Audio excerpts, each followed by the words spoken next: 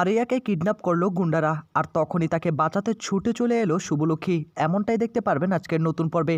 বিস্তারিত জানতে সম্পূর্ণ ভিডিওটি দেখতে থাকুন। গল্পের শুরুতে আমরা দেখতে পারবো শুভলক্ষ্মী মন্দিরে এসে বলে, তুমি তো বলেছিলে আমার স্ত্রীকে আমার কাছে ফিরিয়ে দিবে, কিন্তু এখন পর্যন্ত আমি আমার স্ত্রীকে পাইনি। কিন্তু সেটা কেন? কেন আমাকে কেন এতটা কষ্ট দিচ্ছ তুমি? আমাকে তো ইঙ্গিত দিয়েছিলে, আমার হাতে তুমি ফুল পাঠিয়েছিলে, কিন্তু তবু আমি আমার স্ত্রীকে এখনও খুঁজে পেলাম না।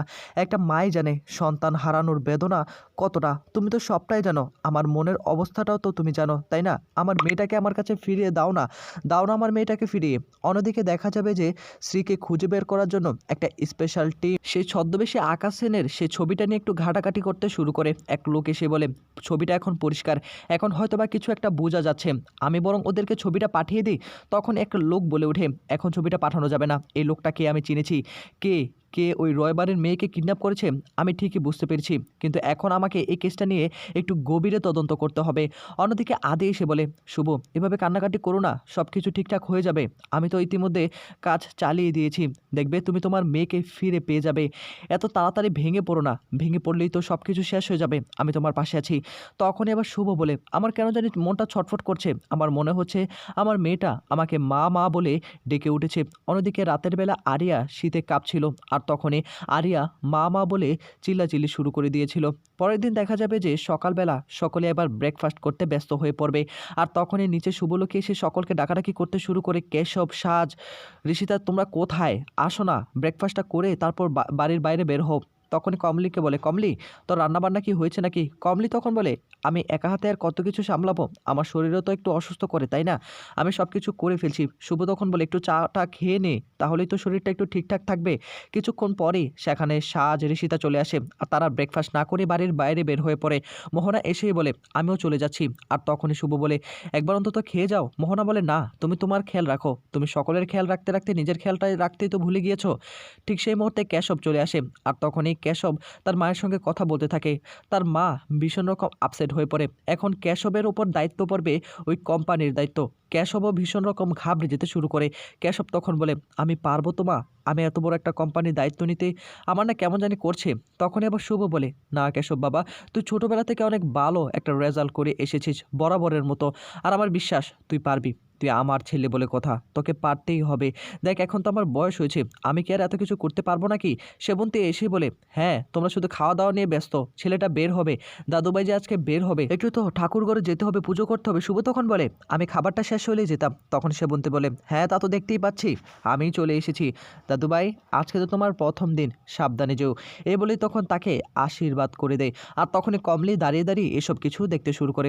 অন্যদিকে দেখা যাবে সাজ এবং ঋষিতা দুজনে পৌঁছে যায় কলেজে, আর দুজনের মধ্যে না একটু ঝগড়া হচ্ছিল পানি নিয়ে। একজনের পানি আরেকজন নিয়ে খেয়ে ফেলছিল, এ নিয়ে তাদের মধ্যে ঝগড়া হচ্ছিল। কিছুক্ষণ পরে সে বোতল থেকে পানি ছিটকে গিয়ে আরিয়ার মুখে পড়ে, আর এটা দেখে না আরিয়া ভীষণ রকম রেগে যায়।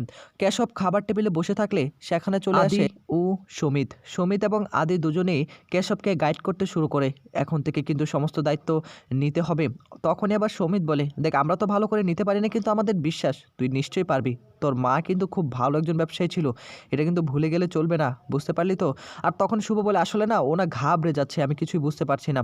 ওকে আমি এত করে বললাম, কিন্তু ও কিছুতেই ঘাবড়ানো এটা সারতে পারছে না। তখন আবার কেশব বলে, মা এসব কিছু বন্ধ করো, আমি আসলেই না একটু ঘাবড়ে যাচ্ছিলাম, এত বয়সে অল্প বয়সে আমি সব কিছু সামলাতে পারবো। তখন বলে, এত কিছু এখন ভাবতে হবে না, এখন আপাতত ব্রেকফাস্টটা করে নাও, তা না হলে কিন্তু শরীর আরও খারাপ করবে।